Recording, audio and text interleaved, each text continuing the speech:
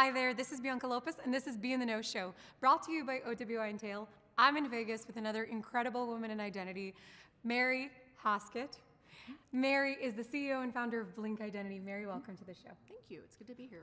Mary, tell me, how did you get into identity? I've been interviewing people left, right, and center, all corners of the world, and nobody really wakes up in the morning and says, I want to be an identity person. I did not. I got my master's degree, and I was focusing on instructional design, and I started a training company. That was a couple of startups ago. And So you're a serial entrepreneur on top of everything else. I am. Okay, she just like went 2 notches up my scale of love. Carry on.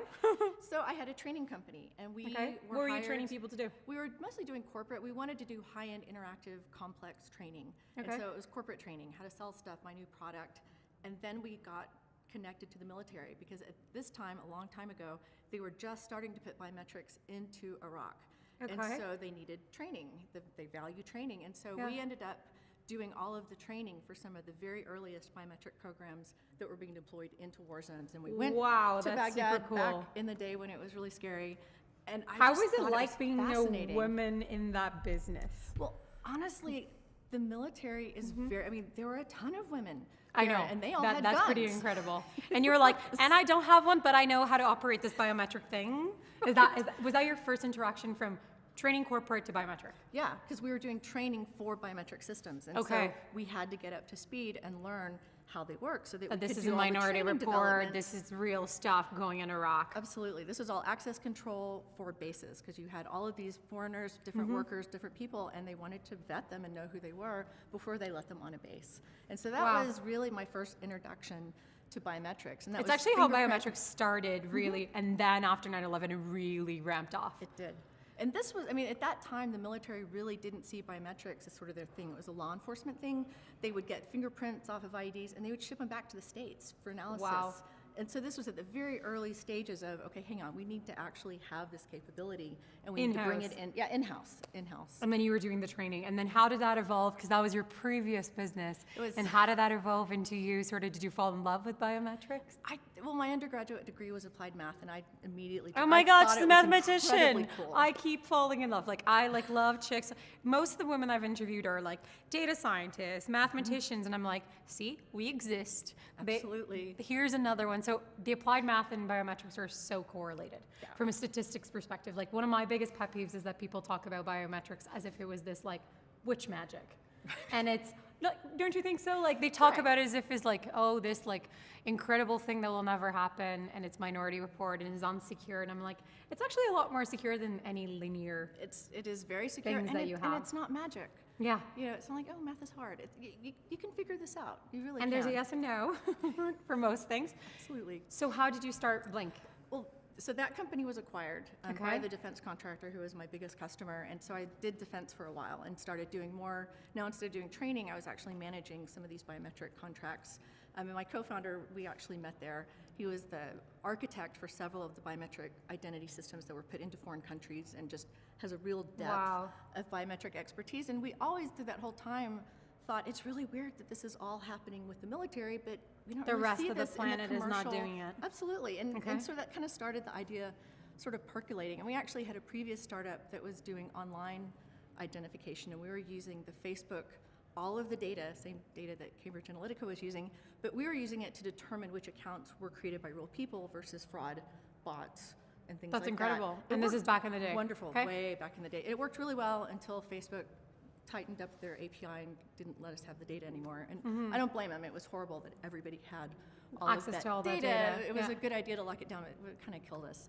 And so I went back to contracting, and we were asked by the military, they wanted full walking speed biometric identification, fingerprint, face, and iris, full walking speed as you just went past a sensor. And again, this was 2013, I think. I mean, it was, they might as well have asked wasn't for there. a teleporter. Yeah, But that's bring me a one of the things the teleporter military and a does. unicorn, please and thank you. Yeah. Right, but they do that, and they can fund it, and they can be forward thinking, which is one of the things that I think is really cool. And an amazing part, I think, to me about the military that most people sort of take for granted or don't understand is that they actually do innovation because they don't have to ask for permission. Right, and again, they can just say, I don't care if it's not possible, we want it, go work on it for a year, which is Find amazing. out, hire an MIT engineer and figure this out. Yeah. Right, so we had 3 different hardware vendors, and we were doing all of the software integration for this entire very complex system. Fingerprint sensor was awesome. It was reliable. It was great. Yeah, the minutia and most of the fingerprint sensors, like even when you look at sort of some AFIS systems, those are the most established They're ones the today oldest. and reliable Yep. in another you just way. wave your hand over a piece of glass. Yeah. And it was great. The face and iris wasn't working quite the way it needed to. And admittedly, the specs were kind of ridiculous. Yeah. But it just forced us to start looking into the hardware side of things because we had a requirement and we had to figure out a way to meet it. Nothing like having a client breathing there in your neck. That happens to be the U.S. military. That might put there's pressure some on a motiva- startup. Yeah, there's some Yeah. pressure. There was some pressure. But that kind of got that core idea. So we were able to sort of like, and I think because we don't come from that industry, we were able to sort of solve the problem coming at it from a very orthogonal angle. So we talk about, we do some very unnatural things with hardware so that we can identify people at a full walking speed in any lighting conditions, even total darkness. And we can do it very, very reliably, and we can do it at a large scale. So is that what Blink is today? That is what Blink is today. And so we went So into... you can literally, I'm going to be in the dark and I can be identified with my, what are the biometrics that you Face. use today? We can do Facial. face and iris, but really we just use face mostly because we Yep. just don't need iris. We don't need it to get the level of accuracy that we have. And so we started with both. We're really focused on face So then now. from a principal level, one of my biggest problems with a lot of biometric providers today, other than the fact that the industry is misrepresentative, is that they don't have liveness. So you are all about that liveness. Right, well, because I have to be walking. Right, we're focused on physical identity. And so I wanted to analyze the idea. I've done startups before. Yeah. I wanted to do customer discovery and figure out if there was a market. So we went into, or I applied for a program called Techstars. Okay, It's an yeah, yeah. accelerator. And we were Super actually familiar. recruited into their music program. And I was like, music? I didn't get it at all. It's just not And you're my like, world. somebody applied for this thing wrong. I am now in the music program. Music, math kind of go hand in hand in a way. But we talked to them, and it was perfect. It was an industry that was really looking. They had an identity problem, and they were looking for What solutions. was their identity problem? Well, there's two. You had the shooting in Las Vegas, bombings. They're just a bunch of artists who really didn't need to be too concerned about security. Were suddenly realizing, okay, no, we have to be a little bit more diligent and scientific. It's pretty crazy that to see that uprise on sort of a conscious level, I think, in an identity space, both from like a Ticketmaster type of, like on the digital side, as well as the security from the physical parameter of Right. being in a concert, which is like the last place you want to be harmed Absolutely. or think of being You harmed. want it to be this great experience, and it's in getting in is the hardest part. So because then the you went into security- Techstars and Blink Yeah, ID and we actually evolved? met. Yeah, it did. We had this huge military prototype. It was 3 huge pieces. It was insane. And Ticketmaster Kind of like old IBM mainframe, like takes Yeah. up the whole Vegas room? It Yeah? did, and Ticketmaster actually, they were one of the mentors, and we worked with them. That's amazing. To understand the industry and the things that they needed, and so it evolved into a much smaller box. It's about the size of a lunchbox, and it's still changing. And we learned things like, it has to be battery powered because this is how venues operate things. But Yeah. the other thing I learned that I didn't know is because of ticket scalping and just because people sell their tickets, they don't actually know who's in the seat. So even the artist doesn't know. They know that there's a credit card number associated with some number of tickets, but that doesn't help them provide To know if it personalized was goods me and that bought services. you Exactly. a ticket to go to see Taylor Swift. So in a funny way, Blink Identity is sort of a customer loyalty card for venues and sporting events. It's like, hey, every 5 concerts you go to, you get something, and now I can actually do that because I know who's actually coming to my event. That's amazing. And That so to me is the there's 2. core principle of when I tell people that identity is a catalyst for change. It's a catalyst to provide proper services and value to consumer, because it's kind of hard to give a gift to somebody you've never met, Absolutely. or let alone give them a And product. people love personalized goods and services. It's Yeah. just, you can't really do that Hard to to anonymous do. people. So what brought you to know, and what is sort of next for Blink Identity? No has been on our radar. We're a young company. I mean, we're about Yeah. a year old almost. And I A knew- year old with like 10 years at least of history that you've told me, which is pretty Fair. amazing. Yeah. Fair. And insights, because the co-founders are still the same. That yeah, is this is our amazing. 3rd company together. I mean, we complement each other. It That works is as a awesome. good team. And because of, I think, a lot of the military work, we were just really, really interested in privacy. And so by design, our system So is talk to me about that. completely Because transparent. there's privacy by design standards today, but I think it means different things to different people. So what is your version of that? To me, and this is my personal opinion, it's transparency and accountability. Okay. And so to get into our system, you self-enroll by taking a selfie with your phone. You put yourself in. Okay. You can take yourself out at any time. You have complete transparency to all of the data that we have, which is not much by design. And you have control and visibility to everything about you. So if I've walked into a concert and I've used Blinked ID, I can revoke that at any point in time using a mobile app? Right. Okay. Right, and now it's you can think of it, this is like TSA pre for concert. You know, they'll have this high-speed lane. If you take everything out, you don't get access to that lane anymore. Yeah, because identity truly at its core level to me is permission and access. Right. So you're telling me your view and like what privacy is and sort of how privacy is by design built into Blink ID. Tell me about it. Well, I think some of it came from my work for the DoD, where nobody cared about privacy. You know, the building across the street is exploding. Yeah. Privacy is not a big concern. And then a previous startup. It's where not we're even that it's using- not a big concern. I think it's like the concern is that the building's exploding, Right, right? okay, So it's you're like right, it's right. a There's relative term. Higher concerns, Which I think a lot absolutely. of people have not taken that into account. So what made you start with privacy in the system? Well, we saw that nobody cared, and only in that environment it makes sense. Yeah. And then I did a startup where we were using all of this Facebook data, and I was kind of appalled because I think we had the first 3,000 users gave us access to almost 1 million people's complete sets of data. And I just thought, people, one, don't realize the kind of data we have access to. They didn't lie, it was there, just nobody read about it. Yeah. And I just felt that it was wrong. I mean, it bothered me. And so we just decided, okay, when we go and start using identity technology, we want to sort of, I want to be shown as doing it the right way, and hopefully we can sort Lead of the set path. standards, and then Yeah. afterwards it will be harder to do some of these things that I think are really questionable in terms of sharing everywhere, selling everything, and not being really upfront with people about what you're doing. So we're totally committed. We don't share our data, we don't sell our data, and you will always know what data we have. This is your first no? This is my first no. Okay. It's a new organization for me, but we were actually going through the process of just researching So where do you need to be? where do we need to be and what are the most important shows, and there's so many. I know. But no kind of percolated to the top pretty quickly, just in terms of being a very visible presence and really being right in that core sort of area of interest for identity. And we're physical identity, and a lot of people here are online, and it's a little different. But I identity don't is think identity. so. I Yeah. don't think so. Like I'm gonna defend you here, like out loud, to say that in the end of the day, yes, identity is digital, but we're still physical human beings. You still exist. I can still pinch her, and you can still pinch yourself watching. Yep. Like, and there's still that interaction. We still live in a physical world until Absolutely. further notice, until we're all uploaded to the Matrix. Right? Question for you now: if we change topics a little bit and talk about you being a woman in this business. Tell me a little bit about what that journey's been like and how is your team. And I'm part of an amazing not-for-profit board called Women in Identity. And what we're trying to do is talk about not just women, but diversity and how data sets are built. I've dealt with biometrics for a few years now and have had some awkward experiences of people not being recognized because of their diverse gender, background, race, or just what they look like. Right. How have you taken, or what sort of some of the learnings you've had or the experiences you've had? Right. Well, first, just as an entrepreneur, I mean, I've been doing this is my third or fourth startup, depending on how you count.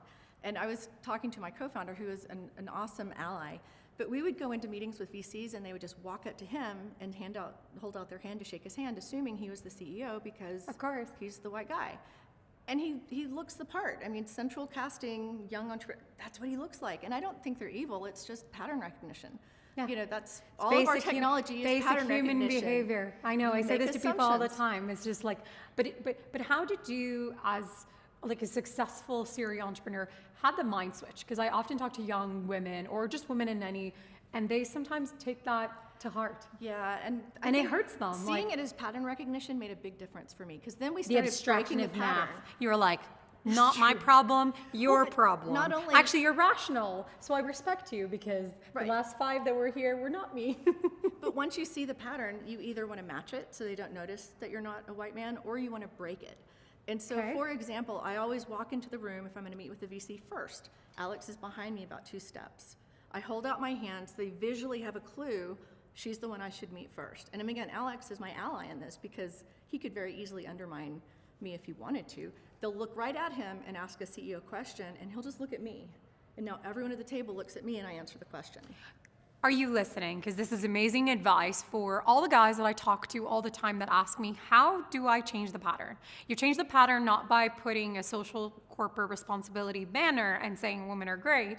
You change the pattern by modeling behavior and breaking the Yep. pattern. So find the pattern and then either match it so they don't notice, or totally break it if where it's they your have to if see it's in you. your strategy. That is amazing. And how did you build that resilience? Because there's got to be a time or two that you wanted to cry or just wanted to punch them. I had Like I've been asked if I'm the marketing girl, the booth girl, the all those whatever things, girl. all those That's things. like, Are we married? Am I his wife? or can you get me, sweetie? Can you get me some water? I had a very first meeting with the VC who very casually mentioned, he goes, I really like your idea. I think your technology is very cool. Of course, we would replace you as the CEO with my more experienced people. He didn't even know me. He had no idea of my experience level. And I mean, I was so pissed off. Rightfully so. But you just go, okay, he didn't do his research. Yeah. He So blew this AKA you're not a because good VC for me. You're not, exactly. You're not my people. I've been telling this to women all the Exactly. time. So walk if away. somebody treats you like this, two things. Use it to your advantage and play war. But don't take it personally. Or This don't is take it business. personally and be like, nah, well, you're just not my VC. Absolutely, and there's others. There's plenty of others, and that is the one example out of dozens and dozens of meetings. So most of the time that doesn't happen. And if you feel slighted, it was probably unintentional.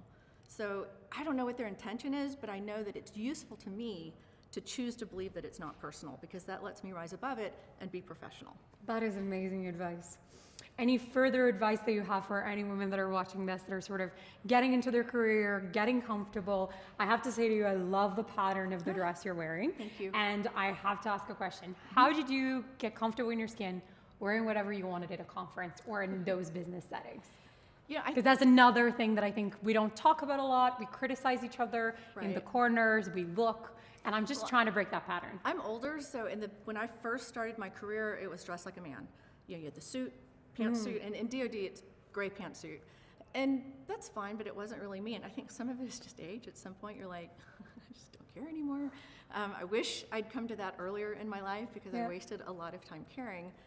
But it's more about recognizing the pattern and saying, okay, everybody's looking at him. Why?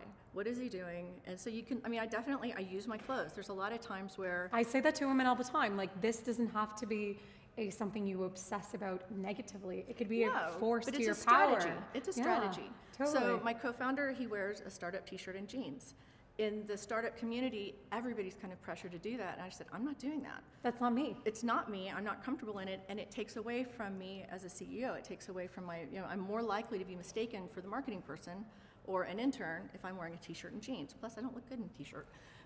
So I'm like, I'm And not doing besides, that. there's nothing that pays you looking and feeling good, because then you're confident, and Absolutely. then everything sort of flows from Finding there, that right? outfit where you're like, I feel powerful. Yeah. That's great. That's just one more piece in your toolkit that you get to use going into a meeting. That is amazing. Is there anything else that you want to talk about in terms of Blink? No. Where do you think the industry is going? Well, I think this is a super exciting time to be in identity. I agree. I think we're kind of at But I'm this an big identity geek, so we're sea really- change. Well, yeah. okay, fair. But there's kind of this sea change with growing people. People are becoming more understanding of their data, what's happening to it, because of Cambridge Analytica, because of some other things. There's a growing awareness. Technology is advancing way faster than we're really Keeping able track of. to control. And so we have an opportunity, everybody at this conference has an opportunity to sort of be role models and to make choices that will steer us in the right direction in using this technology responsibly and answering sort of the criticisms that we've seen. And so to me, this is the best time. So bring on the criticism and be in the know, and we'll see you next time. And thank you so much, Dana.